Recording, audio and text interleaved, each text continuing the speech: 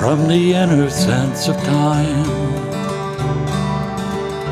comes the ancient poet's rhyme, bringing us the master key to open up the mystery. From the depth of time and space, we arrive in quiet grace, finding what is meant to be as we explore the mystery, pouring forth from days gone by. We can hear the poet sigh from the depth of ecstasy, moving into mystery.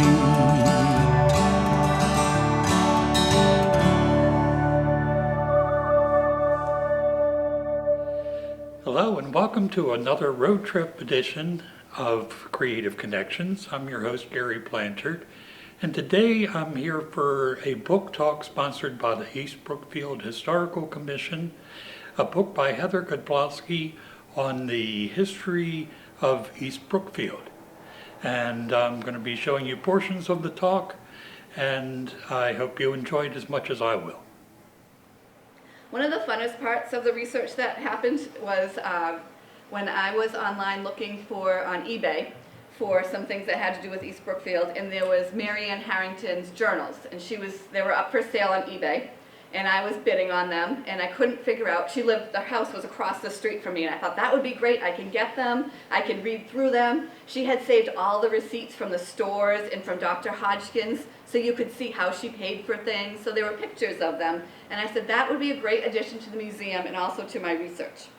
So I was bidding, and then someone else was bidding, and I'm thinking, who on earth is bidding on these East Brookfield things? So then I got my daughter on a different laptop, and we're both bidding, and we got outbid. And I said, oh my gosh, I just lost all of this history. So I emailed the person who sold it, and I said, I know you can't tell me who bought these, but if you could send this message to that person, the Historical Commission is interested in these parts of the story, these items. So they did that, and the person contacted me, and she said, I don't care about any of those receipts. She was from Oregon. I could not figure out why she was bidding on these. So I said, can you call me, because I'm really interested in why you're interested in this person. She literally lived in the house across the street from me. So she said, sure, and she put in the mail all of the receipts from Dr. Hodgkin's, which Mary Ann Harrington paid for it with $25, 3 pounds of bacon, and 4 dozen eggs. So it was just like this trade economy that you could see going on. So she called me up and she said that she was related to Mary Ann Harrington and was looking for one of her nieces who she knew spent time at the house and had been a missionary who went to, I think, somewhere over in the Far East, and she said she went there and then she just disappeared. So she was wondering if Mary Ann had written something about her relative. So she ended up writing this book called Clara Did the Work. And the interesting part to me about this is that Clara is my grandfather's grandmother, who lived across the street and would come with her husband to be he was a handyman and she was a helper in this house. So I could read about my grandparents because Courtney, who's the author, typed up all of Mary Ann's words and published them in this book called Clara Did the Work. And I included some of them in the sidebars of the book that I wrote. Some of it made me, I told you I wanted to time travel back into 1880, and then I read this entry that says they were washing the rugs and they were washing the clothes, and by the time they hung the clothes on the line, it had frozen. And I said, okay, one day. I could do one day in 1880. Other than that, I'm not so sure. And then there was another one just talking about their daily lives.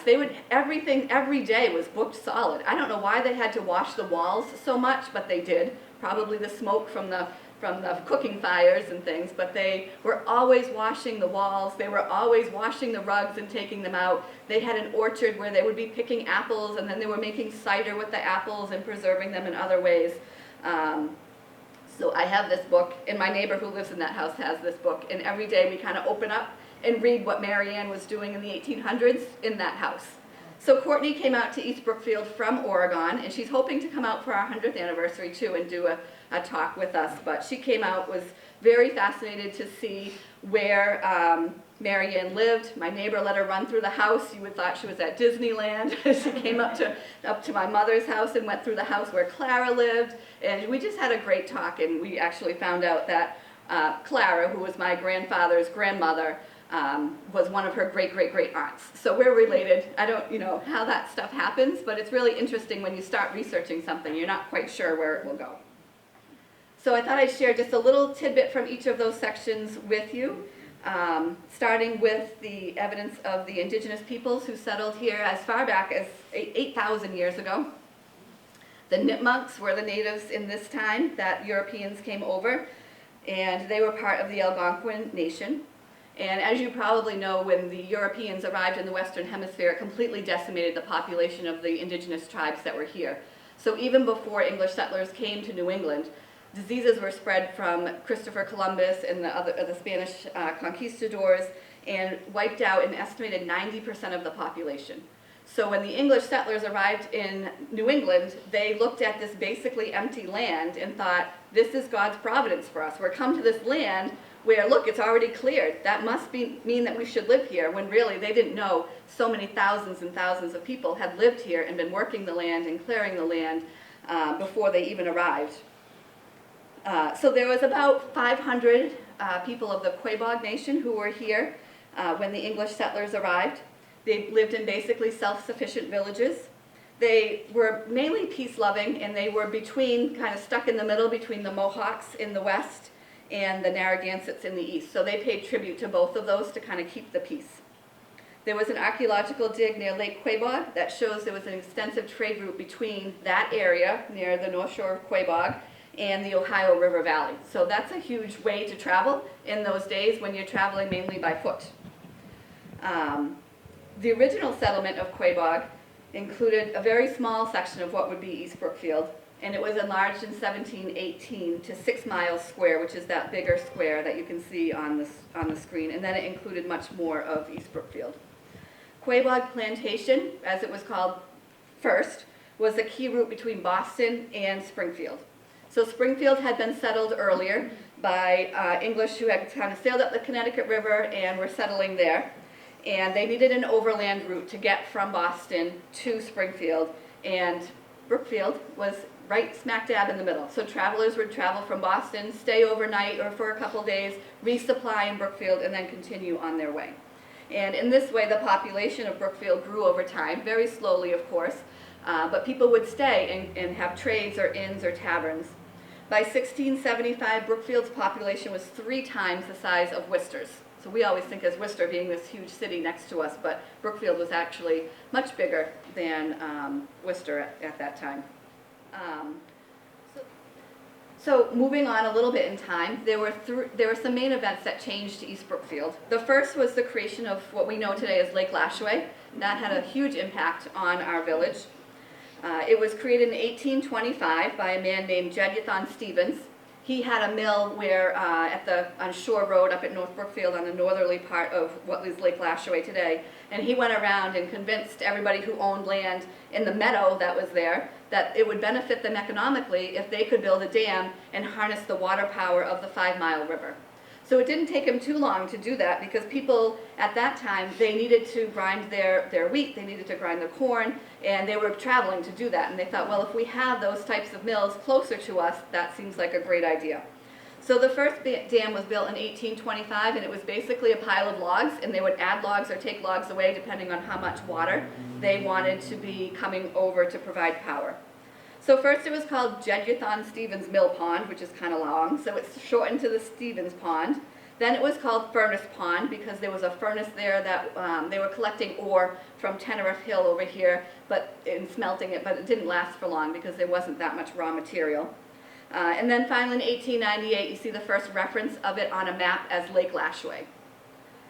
Some maps in the 1920s, it looks like there was some people that were trying to change it to Crystal Lake because there was a Crystal House Tavern, and I think they were trying to spread the word that this should be Crystal Lake, but it never really caught on, and it's always been Lake Lashaway. So the interesting part about how Lake Lashaway changed East Brookfield is East Brookfield's center of town used to be where Cove Street is right now, so kind of around where Uncle Sam's Pizza is in the auto center. So this map is from 1830, and you can see the Baptist Church is here where Harrington Street is today. So the church was there. You can also see a schoolhouse here, which is at the end of what is Young Road today, and some mills that were in the area. But as more mills became put in when the Lake Lashaway was put in, there was more economic center there. So everything, including the church, they just they took it down piece by piece and used some of the pieces of the church in a new church and put it where it is today. So the economic center of the town shifted. So that school ended up closing. You know, some people probably still use those mills, but not as much as they did before. The other thing that impacted East Brookfield a great deal was transportation. So in 1839, passenger and freight rail service began between Boston and Springfield, and this made the Depot Square area of East Brookfield a big draw. It would be the first place people would see when they came into town. There were lots of businesses and shops here. There was a depot that was made out of wood that burned in 1872, and another one that was made out of wood that was moved in 1893 over to become a lunch counter on the opposite side of where the Keith Block is today. You can see, I think in this picture with the train right now, you might have to back up one, but there's a brick building here, which was it's somewhat shorter right now, but there was a pharmacy in the front and a hotel in the back. It was called the Hotel Pilgrim. And then this large 3-story building in the back was, at various times, a factory, and then a hall where they would have basketball games and plays and musicals and things like that. There was a coal yard there. I'm not sure where I am on the screen right now, but and now next is a coal yard. So people from the brick factories that were there, there was a meat processing plant there. They would just bring all of their products up to the depot center, and there were tons of buildings there that they would store their wares in until the train came and took them off to market. And then this next picture, I believe, is one of what Depot Square looks like, and you can see to the right is the Keith Block, just a little tiny portion of it. Next to that is that building that I said was the older railroad depot that was replaced by the stone one. You can also see Depot Square Deli, which I don't know, it's been a grocery for as long as it's been there. As long as you can trace back what building was there, it's been a deli, and it still is today. And then, let's see, am I on the page with the trolley? No, you're on Depot Square. Depot Square still. So the Keith Block, as you know, is not looking in great condition right now, but it used to have a furniture store in it, a meeting hall in the top, and an undertaker also. So wherever you had someone who was making furniture out of wood, they would just make coffins as well, which is, there's an interesting story about, you know, there was kind of a brawl and someone got killed right in front of there at the pharmacy/saloon, and they just took the body right into the hardware store. That's where the coffins were going to be made. So something that people don't know based on what East Brookfield is like today is that there were a ton of businesses in East Brookfield. So you can see some ads here. Brick manufacturers were quite common because there's a lot of clay in the area around the lakes. That's where Clay Pit Pond behind the town hall gets its name. It was a large brick manufacturer. There was a carriage market. There was all kinds of groceries and ice cream stores, which I kind of wish we still had. There was a hat store, and I keep thinking every time I see the ad for the hat store, why do we need a whole store to sell hats? But clearly there were lots of people living and working in East Brookfield, and East Brookfield, because of the lake, was a large tourist area. So woolen goods, leather goods, different kinds of felting places were all part of East Brookfield. Hundreds of workers, so many of the houses that you might see around the center of town were actually lodging for mill workers. And with this change in work, because the work was moving from farms, if you live on a farm, as some of you I know do, that's a 7-day-a-week job. You don't get the weekends off. So the mill workers would have a day off at least, sometimes 2 days off, and then there would be tourists in the summer who would come. So what that meant was that you needed to entertain people, right? Because if people aren't entertained, they get into some trouble. So The trolley was actually pretty smart in what they were doing. They created Lake Lashaway Park because they were pulling people back and forth along for work from between Spencer and Warren, and also from East Brookfield to North Brookfield. But they wanted to be sure that they had business on the weekend. So they created Lake Lashaway Park, which is at the end of Lashaway Drive today. And it had a dining room. It had boats that you could rent to go out onto the lake. It ran a steamboat. They would do little tours on the steamboat and take you to the center of town if you wanted to. It was a pretty popular summer place. So then the book kind of transitions into different parts of town. So I talk more about the lake and the flats and Drake Gardens and things. Since we're out in Podunk, I'm going to give you a little teaser on Podunk, but Podunk is near and dear to my heart because I live in Podunk, and we're of course in the Podunk Chapel. So I'm not going to go too much into Podunk, just that no matter where you go, sometimes I work in Shrewsbury and I'll say, oh, it's right off the Podunk Pike, and they'll be like, what are you talking about, like Podunk? They never know where I live or what I'm talking about. And one of my teacher friends came out to go to UMass Amherst, and she said, I thought you were kidding, but I drove down the Podunk Pike today. Not kidding, I told you that. But basically, Podunk in the vernacular means someplace that is insignificant, rural, nothing much happens of importance. So much to the point where this advertisement was in New York City as part of the subway system, kind of getting people to live in New York. And it says, there's no crowds in Podunk, but who wants to live in Podunk? I don't know about you, but me, I would like to live in Podunk. I really love the quiet and peace out here. One of my favorite stories I will share about Podunk, because this place has a dear spot in my heart, is the story of the Woods brothers. I think they're hysterical to me, and also because their homestead is kind of in the woods between Howe Street and Podunk Road, and there's lots of trails up there. Most of it's town-owned right now, but you can walk there on this private-owned place, and you can see the foundation for one of these homes in their root cellar. But the Woods family were some of the earliest European settlers of Podunk. They got a land grant in 1720. And their homestead is in the middle of the woods, literally. It's about a mile from each major road that you could get to. The home was one that was already built, and they took 20 oxen and dragged it up a mile into the woods. So there were two boys who were part of this family. One was named Jairus and one was named John.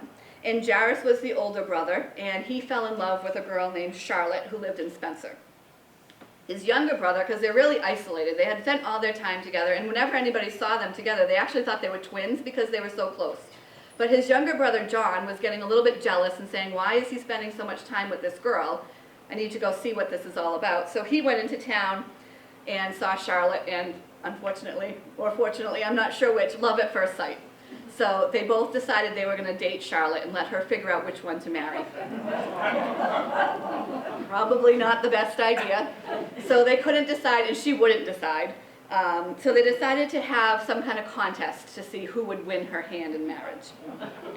Depending on who you talk to, a walking race was held or a fist fight. Later stories say walking race, earlier stories say fist fight, but walking races were something that people did in this town in this time. I don't know why they didn't just run, and how you figure out if that's too fast of a walk. But according to the story my grandfather used to tell me, they kind of started on Howe Street, where the road to their property went. One went one way, one went the other way, and whoever got back first was going to marry Charlotte.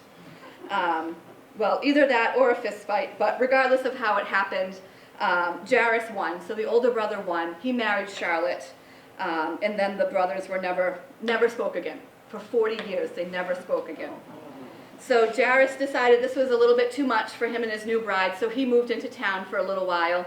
And then John, still bitter, he seems like a pretty stubborn person to me. He just up and left one day, and he left his mother there on this property all by herself. So then Jairus and Charlotte came back and helped her with the farm. 7 years later, John came back and said, oh, my mother gave me this land since you got Charlotte, so you need to leave. His mother and Charlotte convinced him to give his brother some land, and his brother built a house less than 100 yards away, and they lived together and worked together for 40 years. They cut hay, they cut wood, they collected money from people for selling hay and wood.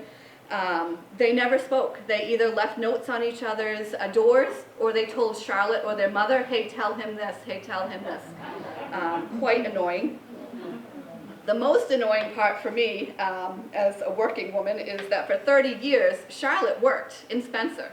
So every Monday she would go to the trolley, she would take the trolley to Spencer, she would work in one of the boot factories and earn money, and then she would come back on Friday and spend her weekends cleaning both of the houses and cooking food for both of the men so that they could have food for the week while she was gone.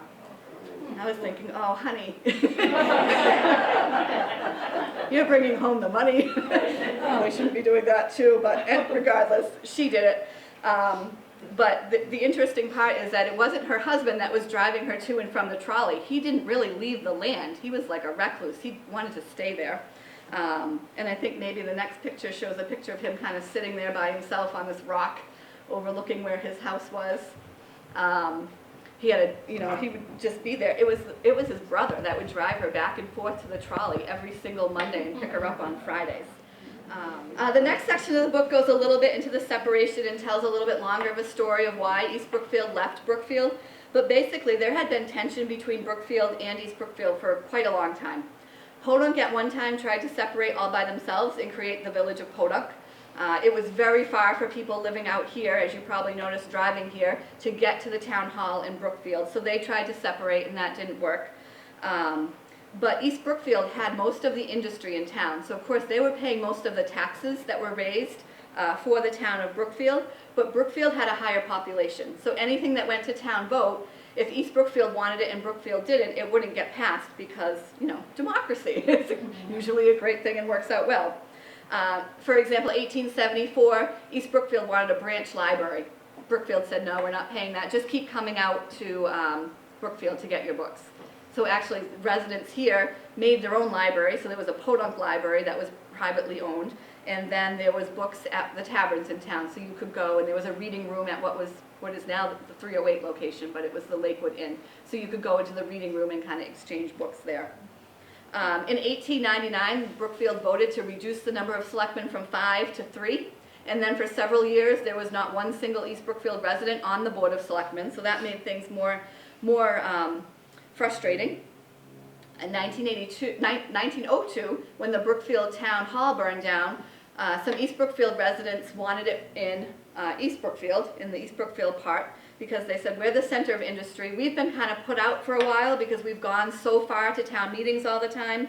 One man said, I'll give you the building. This is where the town hall can be. Another man said, I'll give you the land, build what you want. And Brookfield said, no. So frustrating again.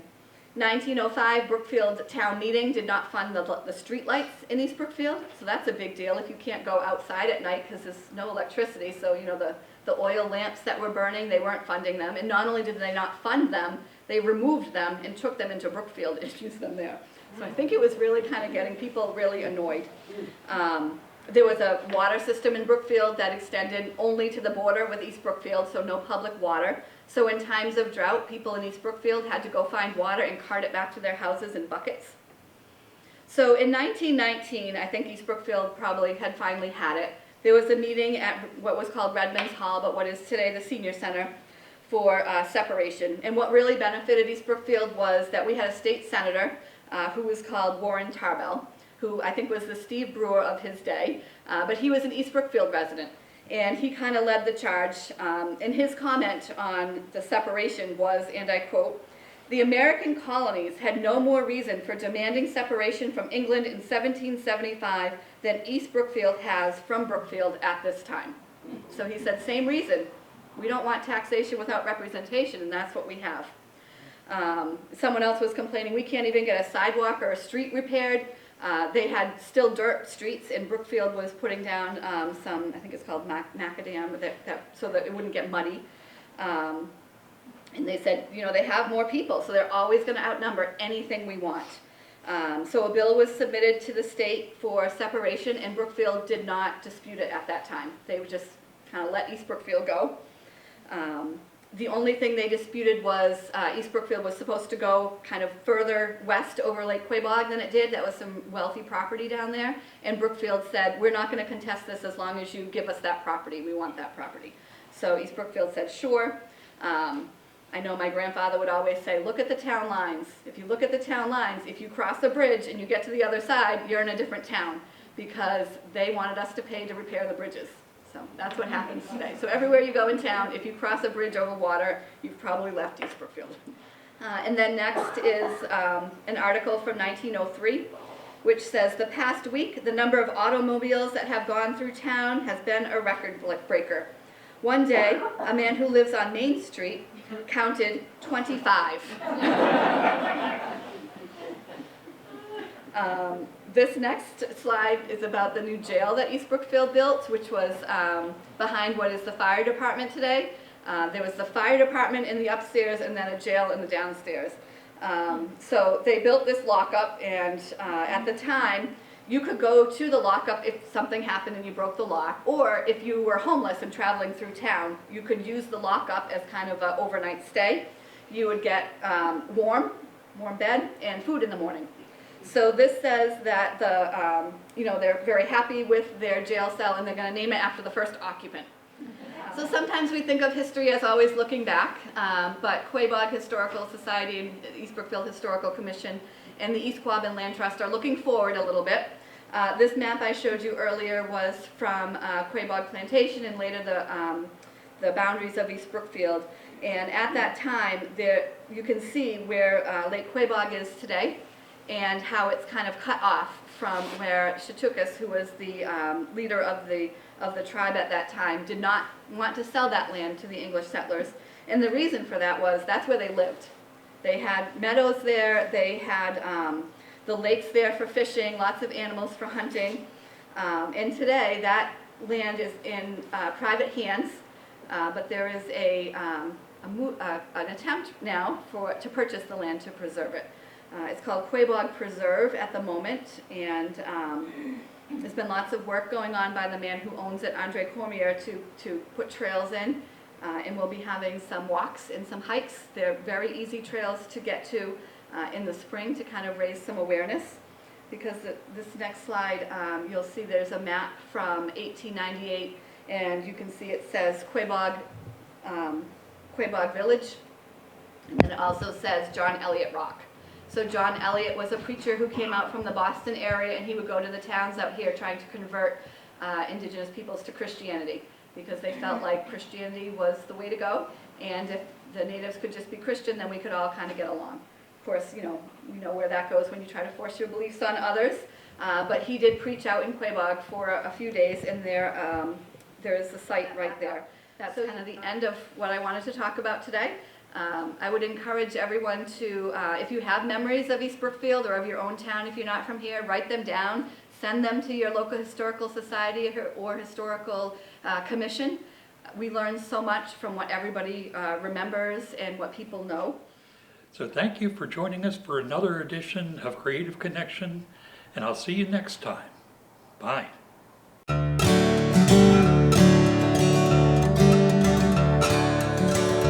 From the inner sense of time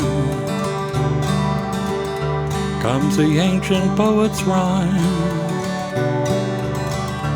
bringing us the master key to open up the mystery. From the depth of time and space, we arrive in quiet grace, finding what is meant to be as we explore the mystery,